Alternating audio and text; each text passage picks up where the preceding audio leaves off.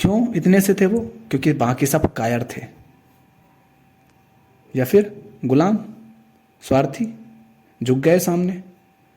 और इतनी जनसंख्या बढ़ा दोगे तो इंसान ही नहीं रहेगा तो रक्षा किसकी करोगे और किससे करोगे? थोड़ा तो सोचो। अब आते हैं अगले सवाल पर कि ये धर्मगुरु आखिर ऐसा कहते क्यों हैं कि खूब बच्चे पैदा करो, और उसके लिए तर्क दे देते हैं कि ईश्वर की देन है ना? इसके पीछे छुपा हुआ है इनका स्वार्थ, इनका लालच। वो क्या? एक डॉक्टर का धंधा क्या होता है? डॉक्टर का धंधा ही ये होता है कि लोग बीमार रहें। लोग बीमार ही नहीं होंगे तो बेचारे का धंधा ही ठप हो जाएगा। उसका धंधा इसी पर चलता है ना कि लोग बीमार रहें। तो क्या सचमुच वो चाहेगा पूरे दिल से कि ये मरीज पूरी तरह ठीक हो जाए और जल्दी से जल्दी ठीक हो जाए? नहीं चाहेगा। हो सकता है कि लोग ऐसे अच्छे डॉक्टर होते हैं ना जो ऐसे नहीं होते हैं, पर बहुत सारे होते हैं जो नहीं चाहेंगे। और वो चाहे भी कैसे, बेचारे वो फंसे हुए बीच में, वो ना इधर के ना इधर के। और यही हाल वकीलों का है। वकील का धंधा ही तब चलेगा, उसको पैसा ही तब आएगा जब केस बहुत लंबा चले, है ना, और केस ज्यादा सनसनीखेज हो। तो डॉक्टर चाहेगा कि लोग बीमार हों ज्यादा से ज्यादा, और वकील चाहेगा कि लड़ाई, दंगे, हत्या, बलात्कार, चोर, ये सब होती रहे। अब जिस समाज का डॉक्टर इस तरह का है और जिस समाज के वकील इस तरह के हैं, क्या उस समाज के लोग स्वस्थ रह सकेंगे? क्या उस समाज के लोगों को कभी न्याय मिल सकेगा? समय पर न्याय मिल सकेगा? इसीलिए तो न्याय नहीं मिलता। इसीलिए तो लोग, ऐसा नहीं है कि ये सही से इलाज नहीं करते इसलिए बीमार होते हैं, पर जो लोग बीमार होते हैं वो भी लंबे समय तक इलाज करवाते रहते हैं और बहुत पैसे खर्च कर देते हैं। अब इसके लिए सिर्फ डॉक्टर को भी दोष नहीं दिया जा सकता। हाँ, दोष तो उसका है कि भाई गलत जानबूझकर ना करो अगर ऐसा करते हो तो, पर ये एक अलग व्यवस्था होनी चाहिए जहाँ पर या तो इनके लिए फिक्स इनकम हो इनकी, हाँ, या फिर सरकार को ऐसी संस्थाएं बनानी चाहिए जहाँ सरकार के हाथों में है। कई अमेरिका या ऐसे किसी देशों में तो ऐसी व्यवस्था है भी जहाँ सरकार इलाज की व्यवस्था करती है। नहीं तो बेचारे बीच में फंस जाएंगे, नहीं कि अब हम पैसे कमाएं या इनको ठीक करें। उनको ठीक कर दें जल्दी से जल्दी, इनका काम कर दें तो हम कमा ही नहीं पाएंगे। अब यही बात आती है धर्मगुरु पर। धर्मगुरु पर यह बात नहीं आती है क्योंकि धर्मगुरु का उद्देश्य कमाना नहीं होता है, उसका उद्देश्य होता है सेवा करना, निष्काम भाव।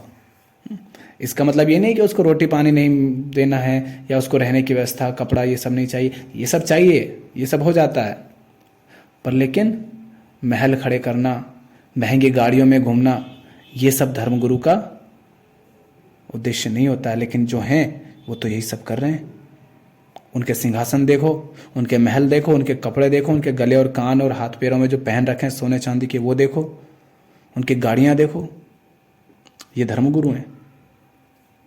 तो ये क्यों कहते हैं कि बच्चे खूब पैदा करो? इनके सामने बैठी होती है आम जनता। वो जनता है इनका कस्टमर, इनका ग्राहक। यदि कोई धर्मगुरु ये कहता है कि खूब बच्चे पैदा करो, बच्चे पैदा करना ईश्वर की देन है, ईश्वर का आशीर्वाद है, तो वो धर्मगुरु चाहता है कि तुम गरीब रहो, तुम भिखारी रहो, तुम गुलाम रहो, तुम सदा दुखी परेशान रहो। क्योंकि जब तक तुम गरीब हो, भिखारी हो, कमजोर हो, दुखी परेशान हो, तभी तक वो तुम्हें गुलाम बना सकता है, तभी तक उसकी दुकान चल सकती है।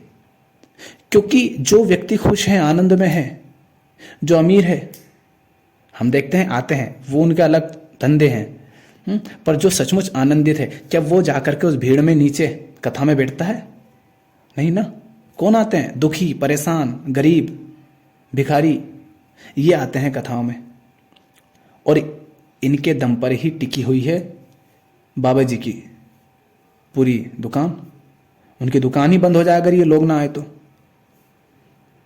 अगर डॉक्टर एक बार में ही सारा इलाज कर दे तो कस्टमर आएगा क्या? नहीं आएगा। वकील 2-4 दिन में ही केस सॉल्व कर दे तो फिर क्या रोज रोज बुला पाएगा उसको? विक्टिम को? नहीं, तो कमा भी नहीं पाएगा। तो धर्मगुरु चाहता है, तथाकथित धर्मगुरु, जो धर्मगुरु है ना, ढोंगी है, पाखंडी है, वो चाहता है कि तुम दुखी परेशान रहो, गरीब रहो, ताकि तुम हमारे पास आते रहो, हमारे पास भीड़ बनी रहे और हम फलते फूलते रहें। अब तुम गरीब कैसे हो?